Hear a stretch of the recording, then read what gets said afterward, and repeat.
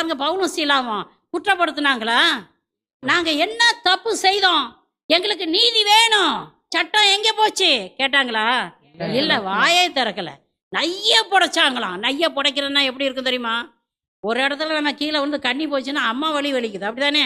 உடம்பு முழுசும் jug jug jug ஜக்குன்னு அடிச்சு கண்ணி போய் இருந்தாக்கும் எப்படிங்க இருக்கும்?